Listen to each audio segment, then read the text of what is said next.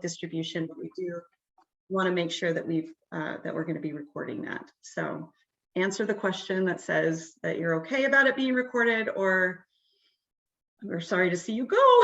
We do need to have this recorded. Because of how quickly we want to be able to get to everybody, one of the things that we're doing to try to, do the media have the permission to record? I am not certain about that, whether media need permission to record. I think that unless anybody tells me different, I think that being on this call with it being recorded and with the knowledge that there's media here, just understand that there's going to be media on this call and you might end up on TV. But it's all for good things, right? So if you have any concerns, OPB doesn't have the ability to record currently. All right, well, that's perfectly fine. So if you don't have the ability to record, please know that this is and OPB or Amelia did it perfectly. If you have any questions, go ahead and put something in the chat. And the host needs to give permission, I see.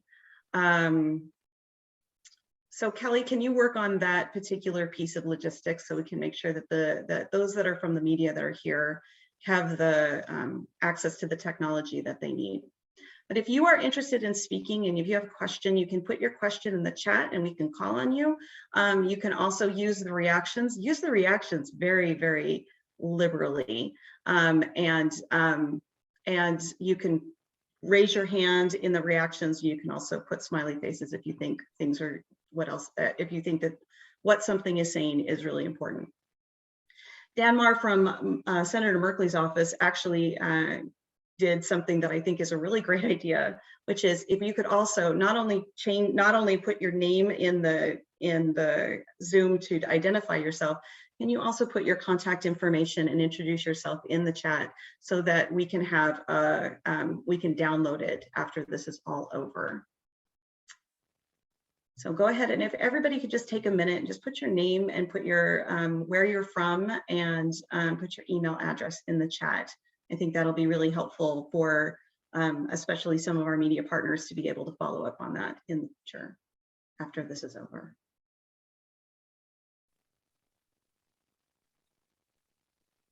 This is always the exciting part for me because now all of a sudden, there you go, the chat is going to like explode with all sorts of great names. So.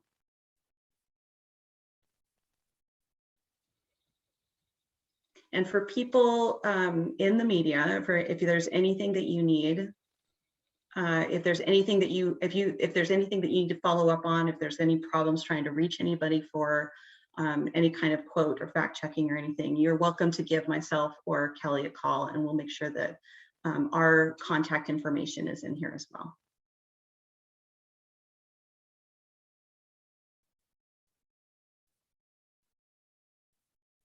Great.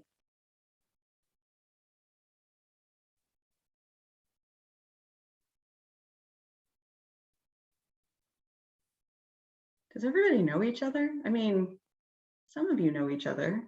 There's a lot of people from the OFNHP that I don't know that we've ever met before. And I'm kind of excited for this opportunity because it's been kind of a weird couple of weeks for you guys. So I'm excited for the for the opportunity. Okay, it looks like Senator Merkley is in the waiting room. So let's go ahead and admit him.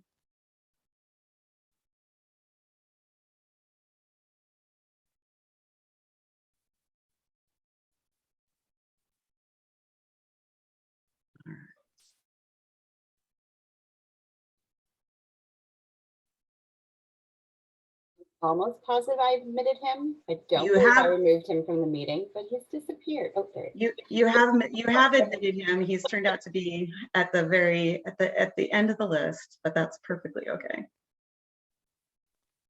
Let's see if we can get his line unmuted and his camera on.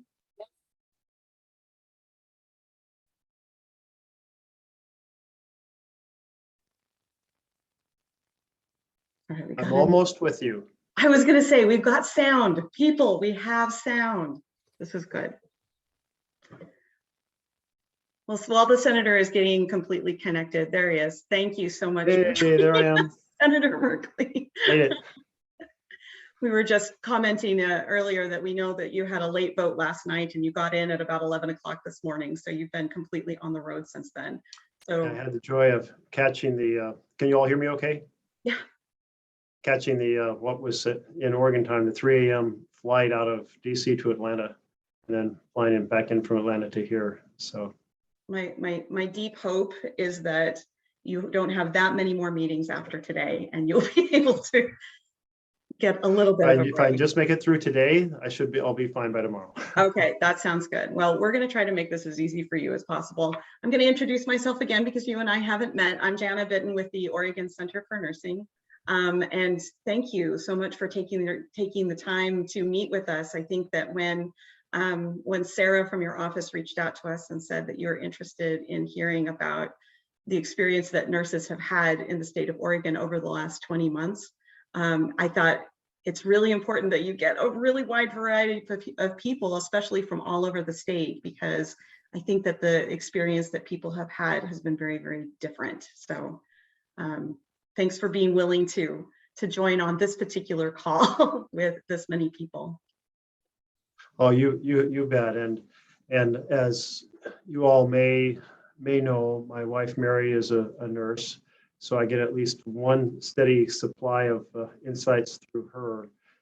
She previously worked in a short stay surgery unit that was kind of it's like a manufacturing process where you really have to rush to get people ready. The surgeons are all like, get that patient in here, and the nurses are like, not yet, because the heartbeat's not stable, or not yet because, or the blood pressure's not stable, or whatever. And then the last few years she's been a home hospice nurse, and so through COVID she was going in.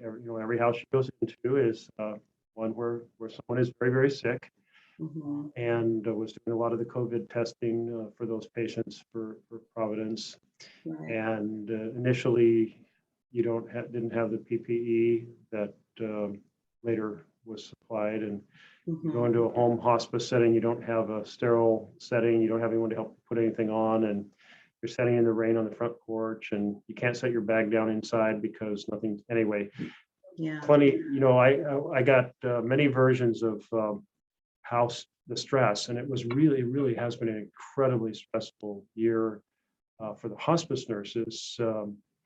With often many of them cutting back their hours and or taking leaves or other things, and the stress for the remaining nurses was high. I know all of you have stories to share, and I just thought I'd mention a couple of the bills I'm involved in, and then let's hear stories, because that's actually what I was hoping, is that you could share a little bit about the bills that you've been involved in, because I know you've done a lot of appropriations specifically for nursing, including appropriations for our RN Wellbeing project that we've been working on. But can you tell us a little bit more about your stuff, and then we're gonna get to everyone's stories, because there's a lot to share. All right. So one was in the CARES Act. I was working to get the Title VIII Nursing Workforce Reauthorization Act done. That continues the authorization for the funding for the program through 2024. So we got that done.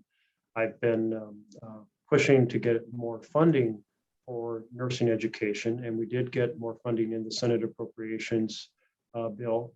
I would like to describe that as being on third base, because once it's in the Senate bill, it has a very good chance of being signed into law, but it's not signed into law yet.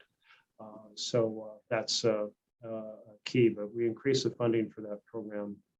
Because I'm not the only one who was working on it, but it is kind of something that I head the nursing caucus. It's something I lead the effort on. But that's the Labor, Health, and Human Services Appropriations Bill, fiscal year 22. The fiscal year has started. We're in it, but we have not yet passed the spending bills for the year. So that's what I mean. We're on third base, but we got to get to home plate. And so some of the other things are the Nurse Overtime and Patient Safety Act. So this is kind of flows out of work that I did when I was in the state legislature, and worked with the nursing groups here in Oregon on trying to get a national structure for kind of some of the abusive practices where places demand one very stressful shift after another with little rest time and so on and so forth. Oregon has capacity version of that, as have some other states, but it's important to get it to national level. And then I reached out, and my team reached out to say, what are community initiated projects? It's not that that's my term for it. The national term is congressionally directed projects. I like community initiated projects. And so one of them was for the Oregon Center for Nurses Wellbeing Project, or for Nursing Wellbeing Project. And so I did get that into the Senate bill. It's a $459,000 grant, but we have to get it from third base home plate. So I guess that's kind of a summary of some of the pieces that I've been working on. That's great. Thank you so much. And, you know, for those of you who are not aware, the Oregon Center for Nursing's RN Wellbeing Project actually came out of another program that we started as part of the pandemic, which is the Friday huddles, which is something that a lot of people that are on this call have been a part of, where every single Friday morning at 8 a.m. we have our nursing community from around the state calls into a Zoom call, and we just talk about whatever the issues are that have happened that week. I think that, you know, the kind of Senator Merkley, kind of like you, when you're getting the feedback from your wife, Mary, we are getting the feedback from a myriad of different people from all over the state of the different experiences that they've had. And that's part of the reason why we started the RN Wellbeing Project, because we knew we could absolutely see the impact that the overwhelming stress of the pandemic was having on our nursing workforce. The American Nurses Foundation just recently released a report that said that about 42% of nurses in their survey that they did over the course of about 18 months said that they were exposed to a traumatic event. And I think that and it doesn't matter whether you're in an emergency care kind of a situation, or whether you're in a long-term care situation, or quite frankly, even if you're in a nursing education situation. There was a lot of times that some nurses that were exposed to some traumatic events. And quite frankly, some of the things that we are experiencing as far as loss of our staffing shortages that we're having, and how that's very unevenly distributed across the state. I think that that's been something else to talk about. So what I'm hoping that we can do is talk about each one of these topics, and I'm just going to throw out a question here. And if you, I think I'm going to start, if I could, with Nicole Bennett. Are you okay if I start with you? I know she's like, what? Nicole Bennett is a PM HNP, and she works with Willamette Health and Wellness. Can you talk about some of the things that you have seen, that you shared on the Friday huddle, with the stress that you've seen from nurses in the nursing workforce? Yeah, I can speak to the experience of the advanced practice nurse working in mental health, which is the group of people I work with at Willamette and my own peer community. There are the stressors that you would expect to see when there's a group of people who are trying to support the traumatic events that have been happening over the course of the last year, and also experiencing it themselves. So the amount of stress for the providers who are trying to hold the trauma of their patients at the same time of managing it themselves has been really difficult. And we've had to adjust how we support our providers and giving them the space and time to manage through that. And I'm sure, Patty, I'm looking at you too as a PMHMP, you've seen this as well. We also are really struggling with the complexity of patients in outpatient practice, that we are trying to take care of patients who are very sick and would normally be transitioned to a higher level of care, but there's not access to that right now. And so we are overloaded with that, but also having lots of new people who want to get into care and not having the space for that because we're overloaded with the complex patients. So those are a couple of things that I was thinking about wanting to share before I came today. Yeah, thanks, Nicole. Mm-hmm. Robert White just turned off his camera, and I was actually going to call him next, but while we're waiting for him to come back onto camera, I wanted to check with some of the other people from AFS, CME, and OFNHP. From your perspective, what have you experienced as far as some of the stress and the moral distress that you've experienced? Do you have any stories that you can share of what that's been like for you? And you can go ahead and raise your hand, and as soon as you do, we'll unmute your line. Or you can even turn on your camera, do the analog thing. There you go. So we've got Michelle Jacobs has raised her hand, and Misty Richards, were you raising your hand? Yes, Misty Richards was. Okay, let's go to Michelle and then we'll go to Misty. Hi, oh, the lights just went off. Yeah. I am a operating room nurse at Kaiser Sunnyside, and speaking to what we've gone through, for me, PPE, nurses can do anything as long as our patient is safe and we feel safe. At the beginning of the pandemic, the hardest thing was coming in and knowing we had a PPE shortage. As an operating room nurse, the mask I'm wearing generally goes on as I enter the operating room and then comes off immediately exiting the room. We got one.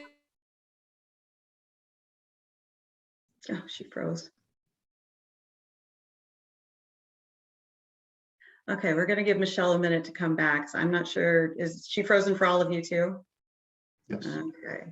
All right, Michelle, when you come back, we're going to hear from you. So just hang on really tightly. We're going to go to Misty really quickly, and then we'll hear from Michelle when she gets her internet back. Hi, this is Misty Richards. I'm a critical care nurse at KSMC, Kaiser Sunnyside Medical Center. I've been a nurse for a long time. I've been in the actual nursing business for 32 years now. And the complexity of patients that we are seeing in the hospitals is off the charts. I was telling a new nurse yesterday that the patients that we're seeing right now on the floor were ICU patients and PCU patients 5 years ago. The patients we're seeing in ICUs and PCUs 5 years ago would have been dead. Yeah. So I'm glad that you brought up moral distress. My personal, I'm not going to tell a story, but my personal cause that I'm championing, and I don't want you to think that I'm going against anything that is out in current literature, but I believe that nurses don't need more resiliency training. We need help. Yeah. You know, I have some managers that mean well, that put in meditation time and do all these things and tell me to go home and take care of myself. But until you've let a person die alone, until you've cracked a 90-year-old's ribs within, you know, to pieces that are like glass, you know, a bubble bath isn't going to fix that. You know, a cup of tea and a good book isn't going to fix that. We need serious help. We need boots on the ground. We need staffing laws that hold our management teams accountable. My company itself is sitting on a war chest, but believes that it is too poor to pay nurses for additional help. We need someone with a voice and someone with power to take up our cause and be our champion, because we're trying and we're losing right now. We're failing. So, you know, I don't want to hear one more time about how I can take care of myself. I'm 50 years old. I've done a great job. I know how to take a bubble bath. I know where bath bombs are, and I love tea. I need someone from the management side of things to come to me with a true, honest, feasible plan of when and where and how I'm going to get help. And if one more person tells me to hang in, I don't know what I'm going to do. Yeah. So that's all I wanted to share, was that perspective. And thank you so much for hosting this call. It's really important that we get our voices heard. Yeah. And Misty, you said you're at Kaiser? Yes, Kaiser Sunnyside. Is there anything in the settlement that I don't know if it's been voted on yet, but is there do you feel like some things are getting addressed through that dialogue and potential agreement? You know what? I'm going to ask that Joshua Holt speak to that. He was the lead negotiator for the registered nurses. Whip Smart, another critical care nurse friend of mine, both he and Mindy Scheibler, who are the chair and the vice chair of the registered nurses. They're both on this call and they can speak to that agreement. And Joshua, since we've got 4 people with their hands up, if you wouldn't mind, could you answer that question in the chat? Okay, awesome. And I'll throw in one more question while I'm at it. Yeah, absolutely. Because Misty, I don't know if this is something you would feel comfortable commenting on, but there's there's been a kind of a decrease in our nursing force, at least that's my impression, because like many of my wife's friends are taking fewer shifts due to combating burnout. and just the really high stress of the last year. And a lot of medical professionals are reaching retirement age and retiring, or just choosing to retire before retirement quote, age.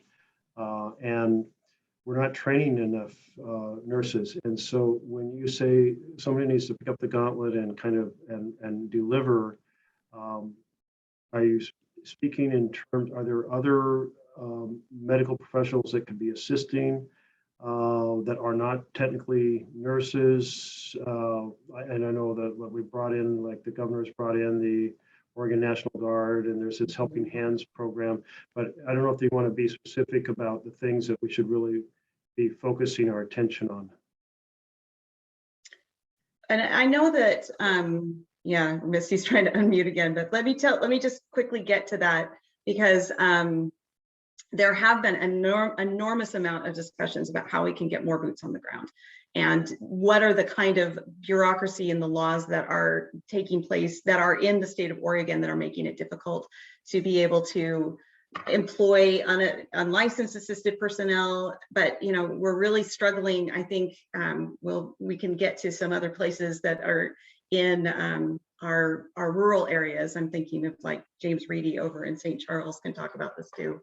But it's not just the nursing shortages and lack of people who are leaving because we don't have enough nurses. It's also that people are leaving that are CNAs and security and janitors and environmental services, and that does impact the nursing workforce. It increases their load, and it also makes it really difficult for them to do their jobs.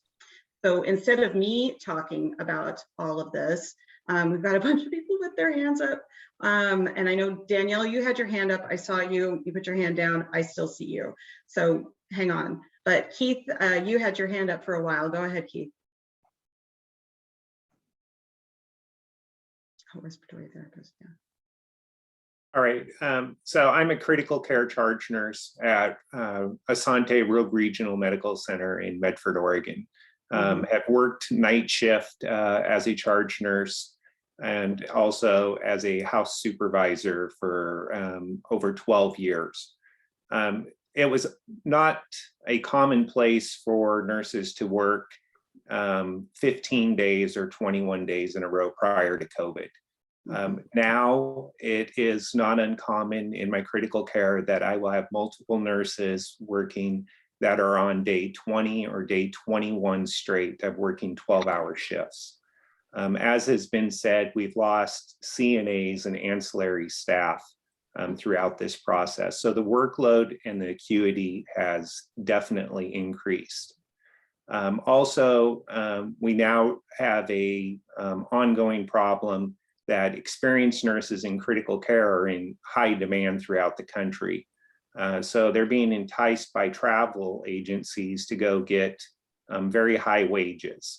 So I have a number of nurses who have burned out working these stressful shifts, taking care of high acuity patients, and decided to either leave the workforce or move on to a traveling assignment. We need to find a way to retain staff in our facilities, as has been said. On the CNA side, we would like to see that if CNAs come into the hospital and work 2 years, that you give them a GI Bill equivalent of a nursing education for coming and working at the hospital for 2 years. Allow us to get some CNAs in there to help out the staff, and then start building our pipeline of nurses. Also to encourage our nurses to be in the hospital, because recruitment and retention is critical right now. One of the ideas that has been is don't tax their darn overtime and everything. Nurses and everything that are working these 21-day stretches, one of the most frustrating thing is to look at their pay stub and see how much has disappeared.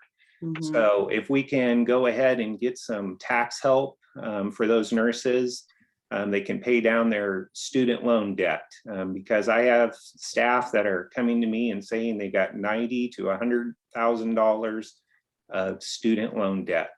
The public service loan forgiveness program has not worked for my nurses. When I sat down in meetings, and ask who's been successful in getting something, no one ever has raised their hand that they've been able to get it. So we would like to see that nurses that worked this COVID pandemic in critical need hospitals, that they have some federal student loan debt abolished. We need to find a way to draw our staff into our critical care units, our specialty units, and be able to retain them. So if our nurses go ahead and give us 5 years work in our hospitals, we think they should then be able to get some educational assistance from the government to then go ahead and go on with nurse practitioner license, or even better yet, get into the colleges and start teaching our next group of nurses. I've got to get some retained experienced staff in the CCU because I got to rebuild from this COVID experience. Exactly. Thank you, Keith. Keith. Let me go back to the first thing you mentioned. You said that many people are in the situation where they're like doing 21 days straight, doing 12-hour shifts, if I caught you right. Mm-hmm. Yeah, can we unmute him again, Kelly? Keith, we're getting you unmuted, so we'll be able to hear you. Yeah, there you go, Keith, sorry. No, you're muted again. The joy of Zoom. The dance of the mute button. Yeah. Okay, so it's not uncommon in critical care that it takes a highly trained nurse to do CRRT or balloon pumps or take care of post-open hearts. So these nurses usually have an additional 2 years of training. And because of burnout, being recruited by travel agencies and stuff, we've lost that staff. But as has been mentioned, the acuity load has went through the roof. With COVID, it's not uncommon anymore that we have patients that remain in the ICU for 60 plus days. And when they're in there for that 60 plus days, we're going ahead and doing multiple interventions. We're proning them. So they take more staff. We have staff that simply, if they wear a capper to go ahead and be in isolation, after 12 hours of wearing that capper, it feels like their eyes have been sandblasted. So after, doing this for, 10, 20 days, they're worn down. So Keith, don't Oregon staffing laws kind of provide, we are one of the states that does have how many shifts you can do in a row. Is that not working? So yes, that law exists, but the reality comes in the unit is I am going to go in and work extra because my fellow colleagues came in and worked extra for me. We're taking care of each other. Yeah. There's, as has been said, there's not enough boots on the ground. There's only so many of us that are trained that know how to do it. And my colleagues came in and helped me on my days off. And in return, we're going to go do the same for them. But this can only be sustained for so long. We need more people trained, and we've got to have a way of keeping them there. And that's what we're going through. It's not that the law isn't there. We're having to step up to the plate because the need's there and there's not enough of us to take care of the need. Yep. Got it. Thank you. All right. Thanks, Keith. David has his hand up. Katie has her hand up. Danielle, you had your hand up. And Danielle, I wanted to give you a chance because to speak. Did you still want to speak, or you just commute? Yeah. Unmute, let's unmute Danielle. Let's hear what you have to say, and then we're going to go back. Because one thing that I do absolutely want to get to is the education. There's a lot of educators here, and I think it's really, really important here. When Keith was just talking about we need to get more people into nursing, our educators have been having quite an interesting time, and interesting in air quotes, of trying to deal with that over the last over the last 20 months. So Danielle, can you tell us a little bit about your experience? Sure. So I have more of a different experience in just bedside nursing. So let me start. My name is Danielle. I've been a nurse for about 6 years now. I've pretty much dabbled in everything I can get my hands into. Currently, I am a trauma nurse coordinator at Legacy Emmanuel. And then I also work bedside at Peace Health Southwest in Vancouver. So I've got both perspectives, like from the management side and also from the bedside.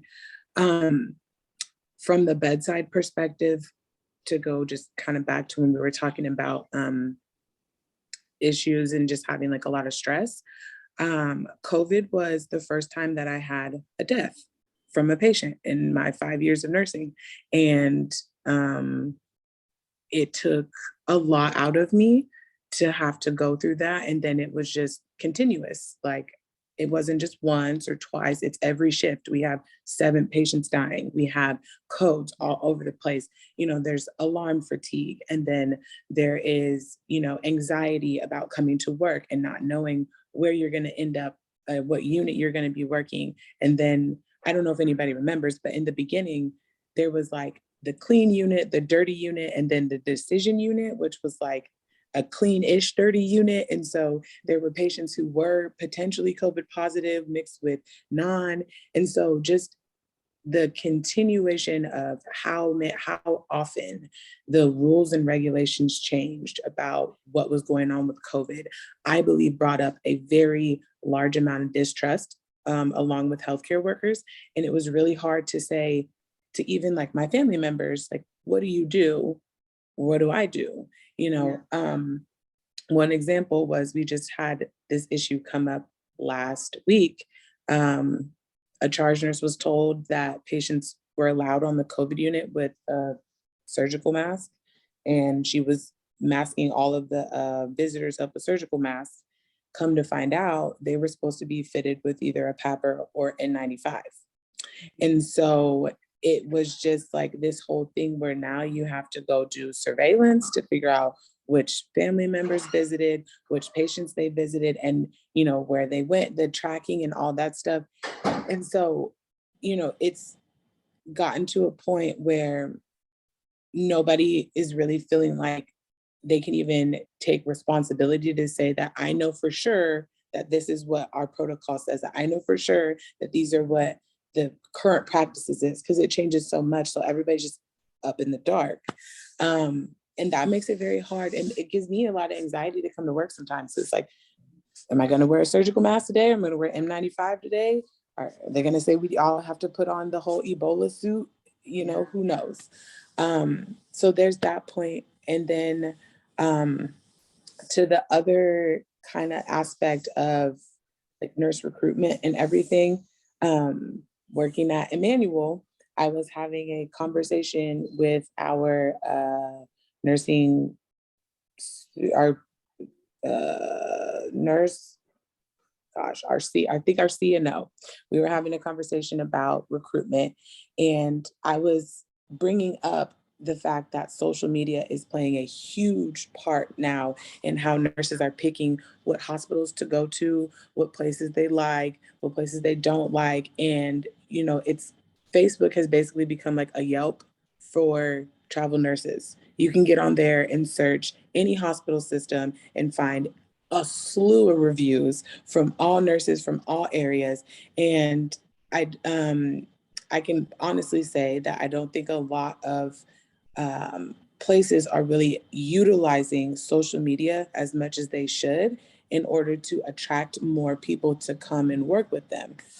But outside of those two things, I have definitely seen a lot of different approaches to how people are getting oriented on the unit.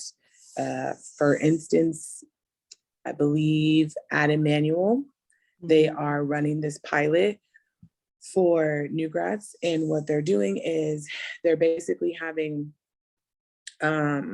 like a mother duck and her little ducklings. So there's an experienced nurse, and she has 6 new grads with her because the new grads are graduating without clinical experience because they can't get in the hospital.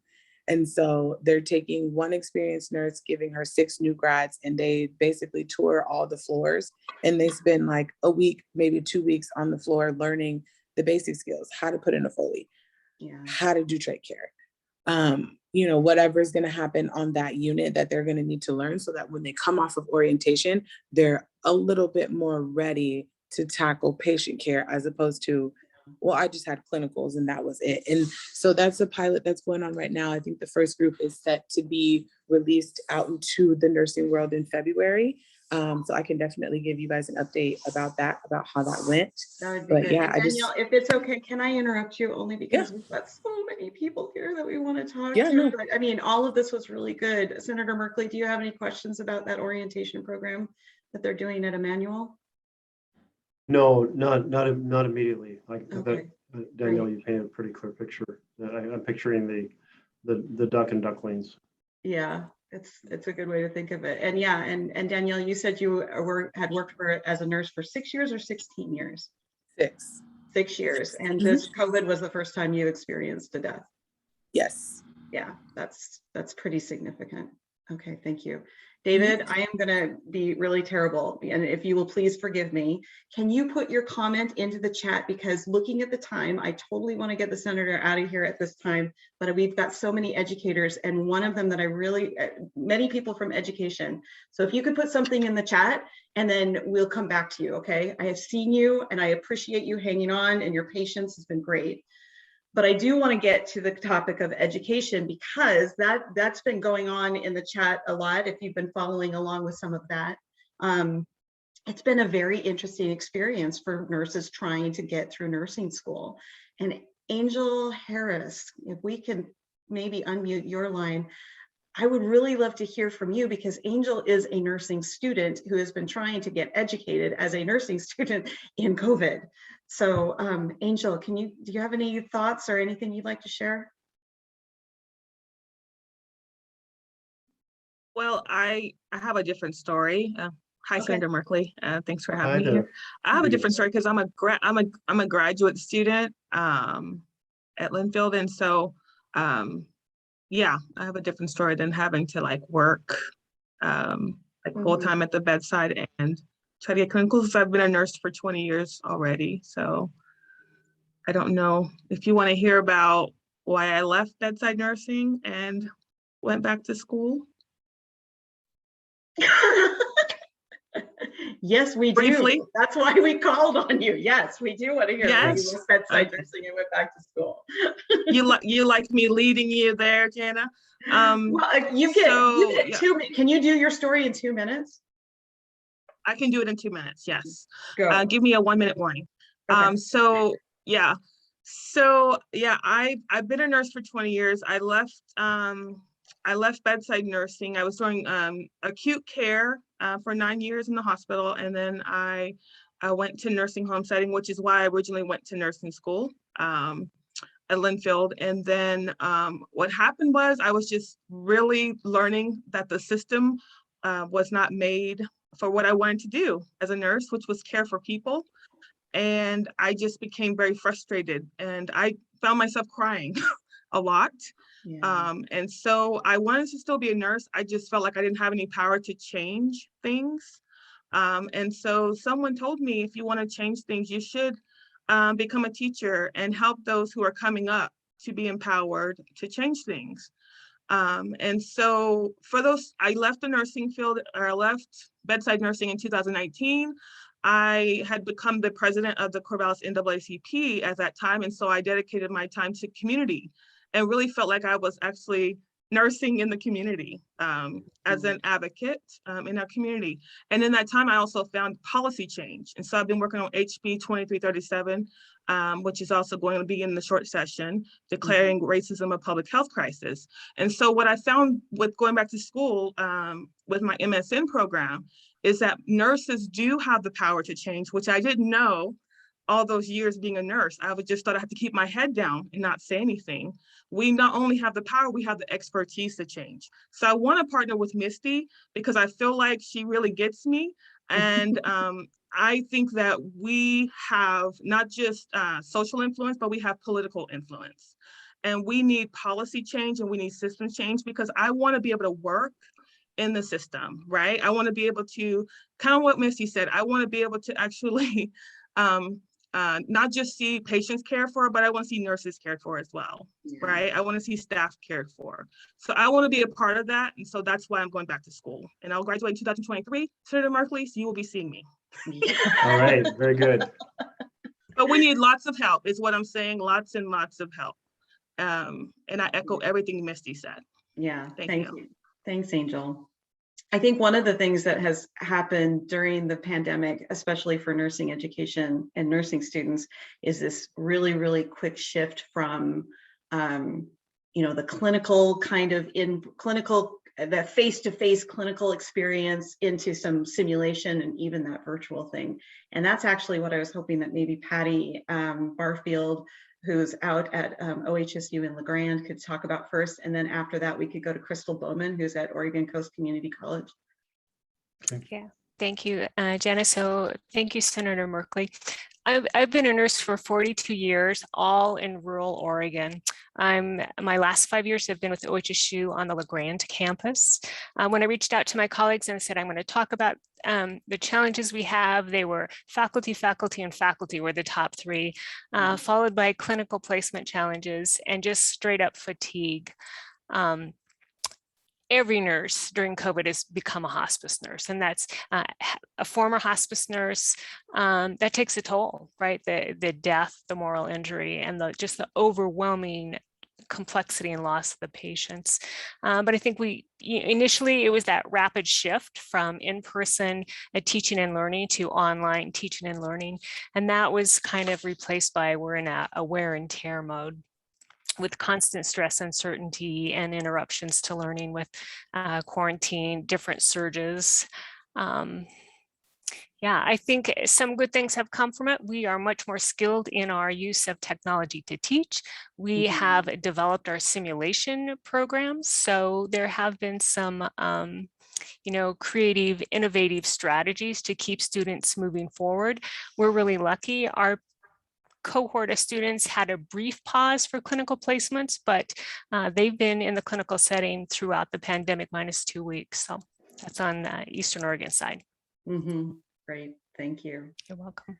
And Crystal is going to talk a little bit about simulation, and then I'm hoping, Pam, you can talk about your clinical placement experience that's over in the Valley side. So Crystal, your background is in simulation, and then it's been you've been able to integrate a lot of simulation out at the coast, even though you didn't necessarily lose clinical placements in the same way that other people have reported at.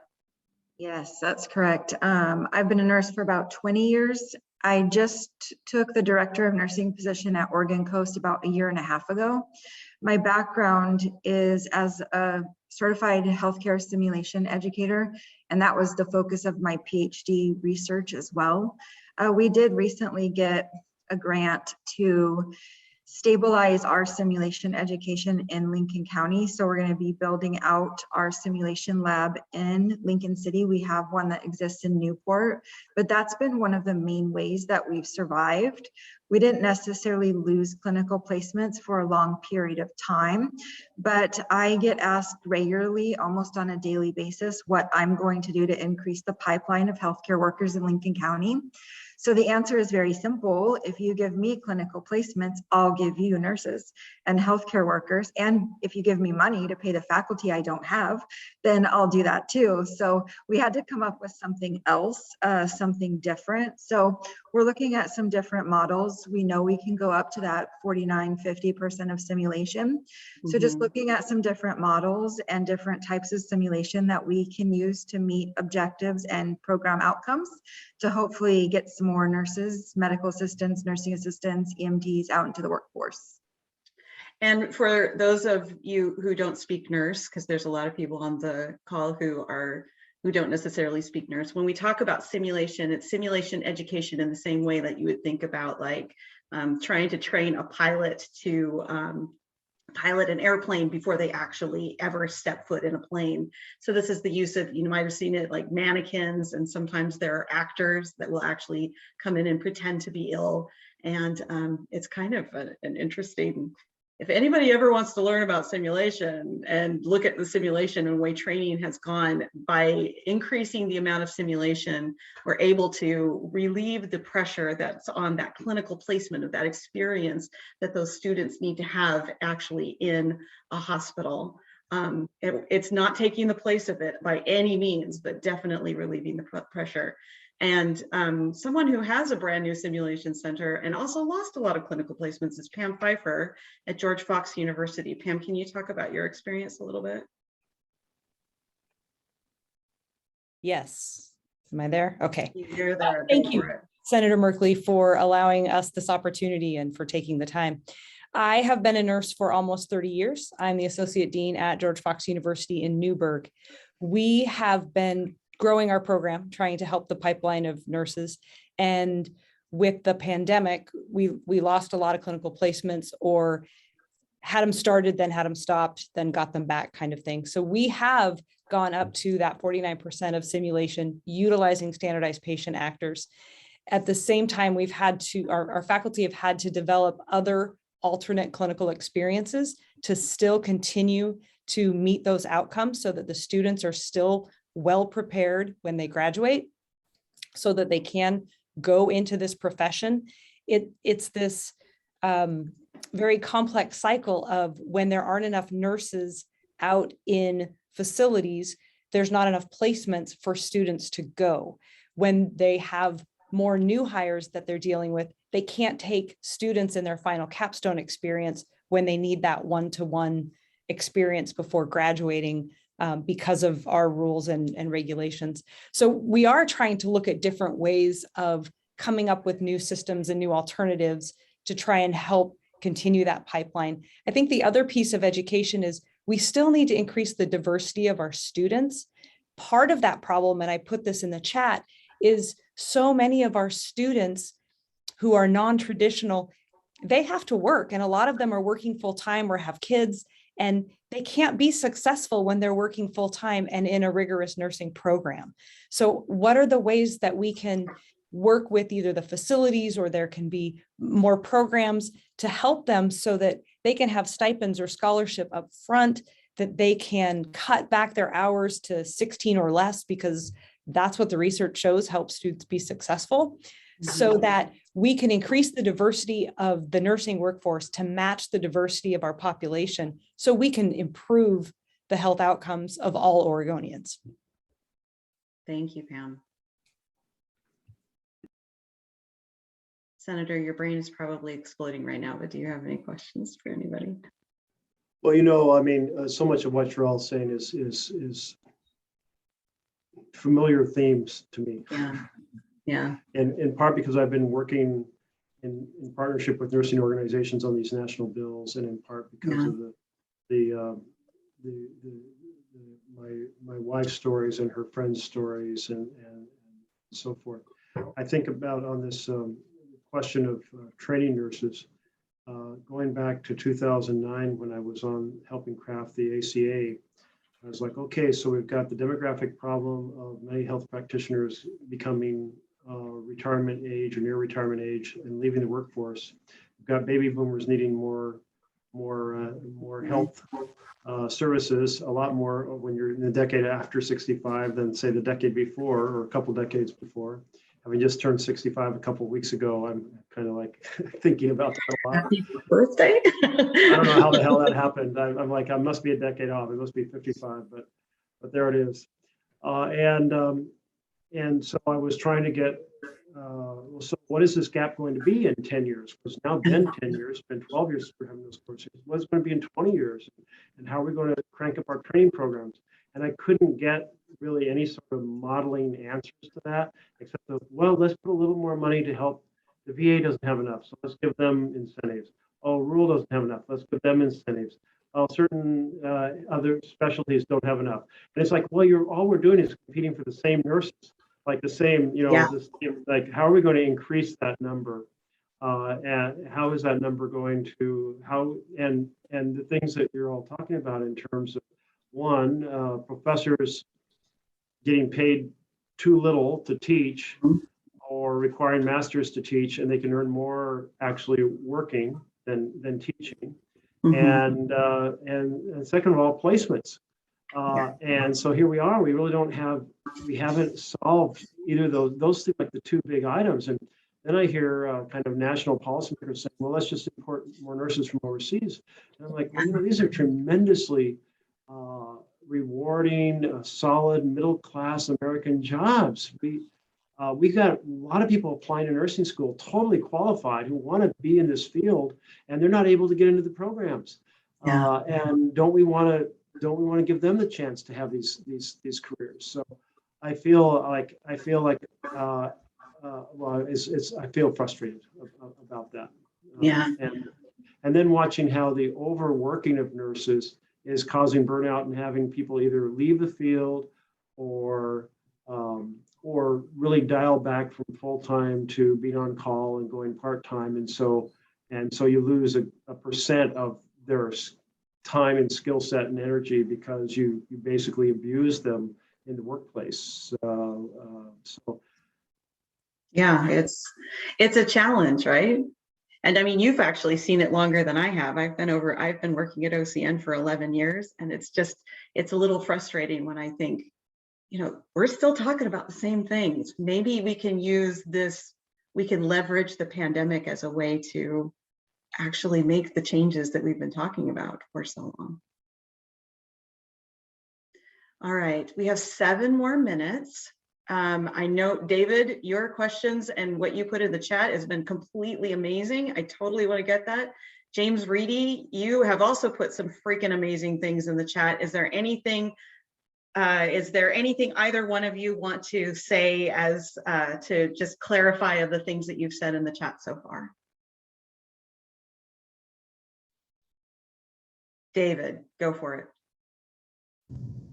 Yeah. So David Lynch, mental health registered nurse at the Oregon State Hospital for a little over the past 10 years. Mm-hmm. And everything I put in the chat, pretty straightforward. Since the beginning of the pandemic, staff assaults have increased, patient assaults have increased, and we are utilizing the National Guard in our current state right now to provide direct patient care. So the tie-in with all of this with Senator Merkley here is PERS. And for us at the Oregon State Hospital and DOC and other groups who don't fit into police and fire to have a high risk, high stress category. So that's what I wanted to speak about today. Yeah, thank you very much. And James. So, David, in that regard, when you're talking about a high risk, high stress category, were you speaking about having certain additional incentives related to certain types of positions, or just a recognition that in certain positions, like you mentioned assaults, those may happen more perhaps in mental health facilities than in I don't know, ICU bedside nursing? Yeah, I think for our group, I would say if you're in direct patient care at the Oregon State Hospital, you should be in PERS, police and fire retirement. Oh, I see what you're saying. Okay, PERS, yeah, the 20-year structure. Yeah. Okay, thank you very much. And honestly, I would say that's something that we've also heard on our Friday huddles and some other places. We've just nonstop heard that it is mental health in mental health institutions where a lot of violence has happened, but the increase in violence is actually happening everywhere. And I think that, not only are our nurses being pushed to the limit as far as mental health goes, I think humanity kind of has, especially all Americans have. And so that puts people in a place where, it's the worst day of your life anyway. If you have to go to the emergency room, it's just going to be worse if you're just not in a place where you can deal with, you don't have the patience to deal with waiting and that sort of thing.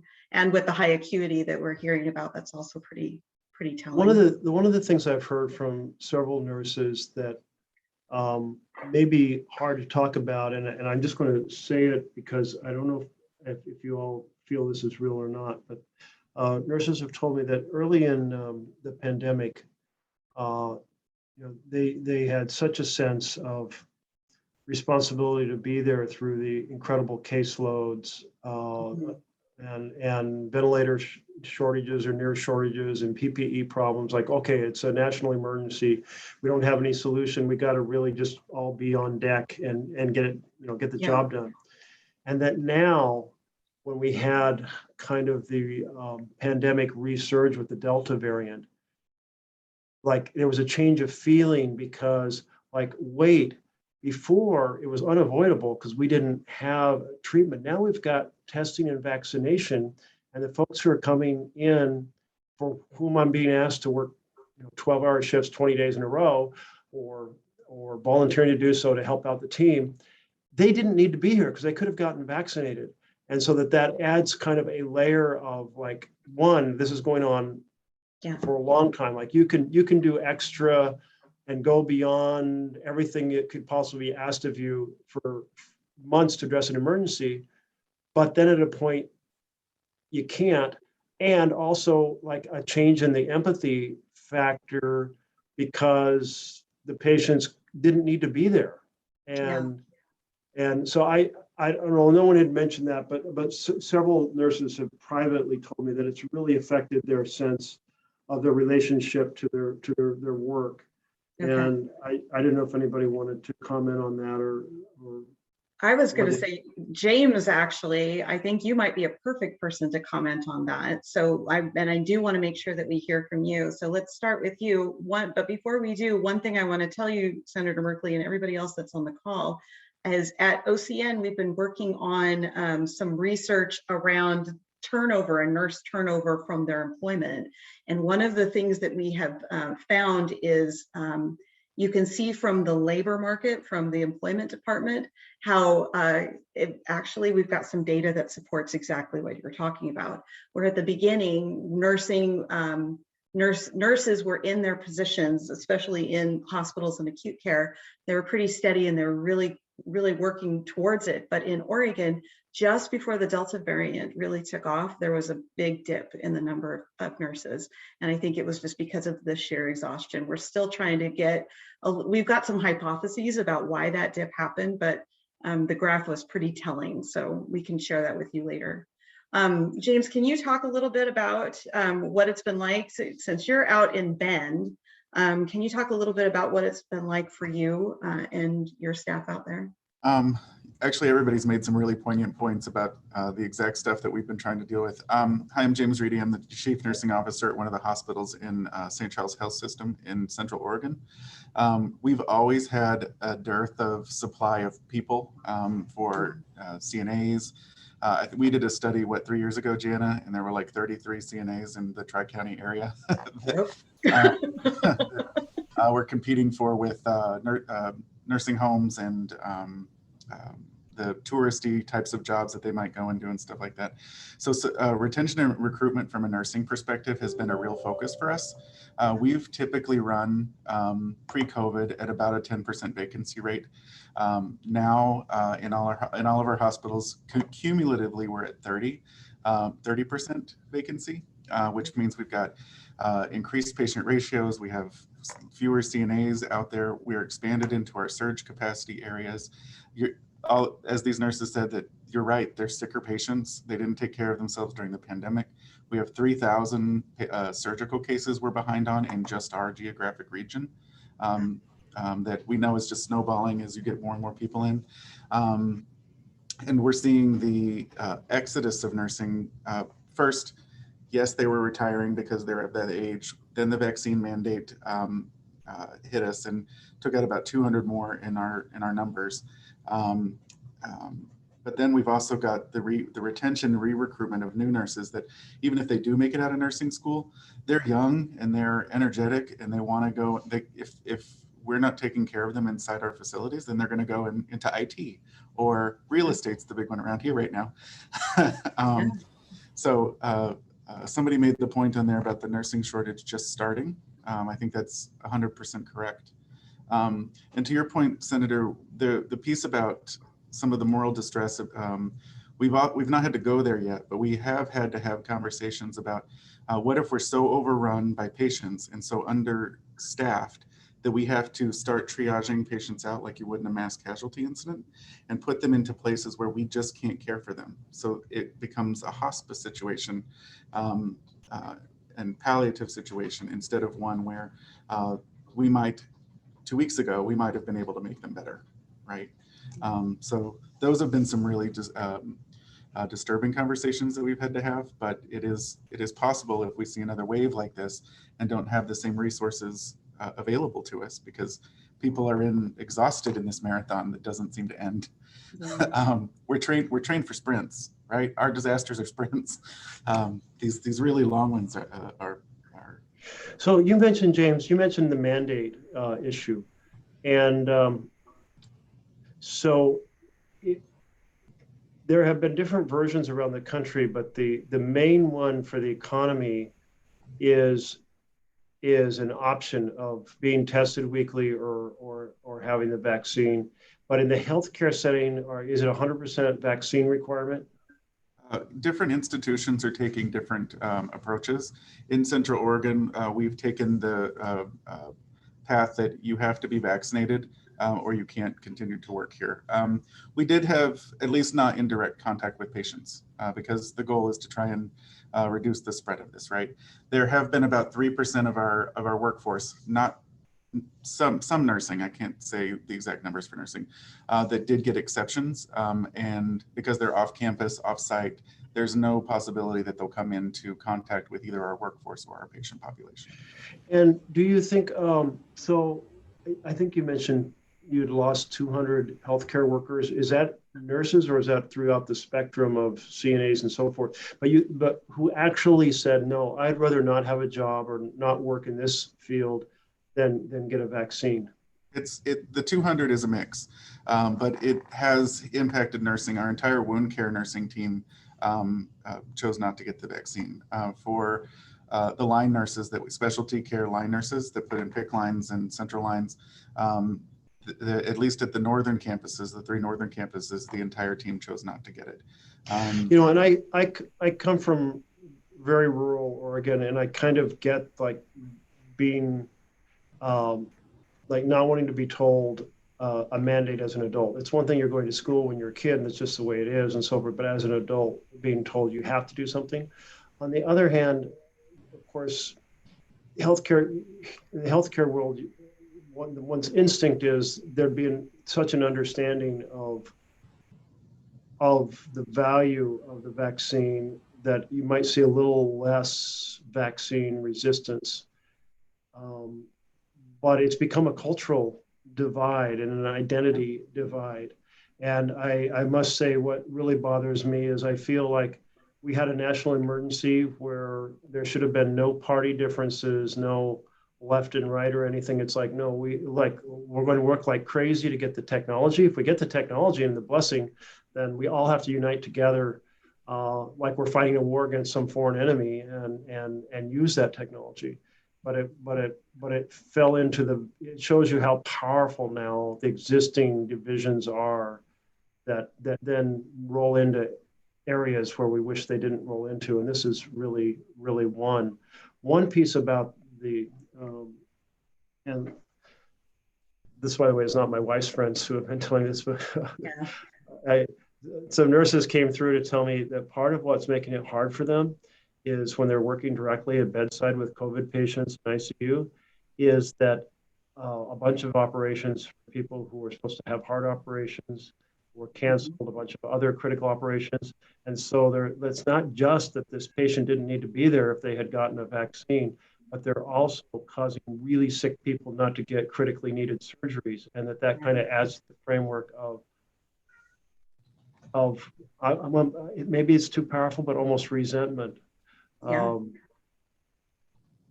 I would say that and for the people that go in our huddles all the time, resentment is an accurate description. Yeah. In some cases, and Senator, you're totally right. I mean, the division has been kind of incredible. It's been very incredible. We were extended the time just a little bit. So we only have about 3 more minutes. Keith, can you say what you need to say in 60 seconds? If he gets unmuted quick enough. There you go. So I did want to bring up assaults are occurring at an increased frequency during COVID. It's not uncommon in ICU or CCU with the extended stays that we've had an increased instance.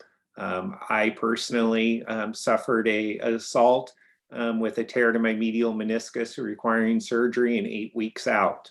Also, it's not uncommon anymore that we have RRTs, rapid responses that are called, and they're not called for patients. They're called for staff members who have collapsed while giving care. Some of it has been PPE related, that they've been wearing them for extended periods of time. They haven't had a break. They've been dehydrated. It's also not uncommon that when we've had changes and staff needed to go get help, we haven't had a bed in the ER available to take the staff member to, because all their beds were occupied with patients, including the ones that were in the hallway. So it's been challenging, and it hasn't stopped. Yeah, in our recent, the last couple months, we've seen decreases in the COVID side. Yeah. But we're starting to see across the nation. It hasn't happened in Oregon yet, but in the colder weather and the holidays and people just getting sick and tired of being confined, there's a real potential we're going to see yet another upsurge here in the coming next 2 months. Yeah. And I know here we are on the verge of Thanksgiving week, and I'm really concerned that we're going to see another big uptick. I mean, everything you're all talking about in terms of burnout and exhaustion and being maxed out and more assaults, more frustration, and we may see yet another upturn on top of all that. Yeah. And if that were to happen, that would be really hard. I also have a lot of faith that there are some people that do really hard things here every day. And a lot of these people I talk to every single week, and they do hard things. So if there is a surge, it will be hard, and we will get through it. Well, Jen, I know we're wrapping up here, and I just want to have my team follow up with you for absolutely many ideas that are in the chat and many ideas that have been mentioned as we think about how to translate that to actual programs that I can try to get more support for. Yeah, working I think on the federal side. I think the things that you have been working on have been on the right track. I think the things that you have been working, I mean, even the work you did in 2019, it's been on the right track, and I think we're still going on the right. We can continue to go on the right track. We just need to know that the problems that happened before COVID were only exacerbated by COVID. So we just need to be very strategic and work together and work together as a nursing community, so that we can help the healthcare of all Oregonians. And with that, we are going to shut everything down and give poor Senator Merkley maybe 5 minutes before your next meeting. I don't know, but again, get through today, and then tomorrow will be so much better. For all of you who are able to join us today, thank you so much. For the people I know, I'll see you guys soon. For the people I don't know, come into the huddle. I want to hear your guys' perspective. Oh my gosh, Keith and David, if you could ever call in and just tell me everything that's going on in your lives, I completely want to hear that. And for all the other people that I haven't had a chance to hear from, we really need to do what we can to make sure our nursing community is improving healthcare throughout Oregon. And I know that we can do that. For anybody that's on the media, if you have any other questions and you need to follow up, I'm Jana Bitton. You can also reach out to Kelly Illich, and also Senator Merkley's team is here as well if we need anything else. And with that, thank you all so much. Thank you very much. Have a great day. At the bedside, your work on the management side, your work on the teaching and education side, all of the above. It's been an incredibly challenging couple of years here, and it will continue to be. And I'll just keep working in partnership with all of you. Thank you. That sounds great. Thank you, Senator Merkley. Have a great day. Good day.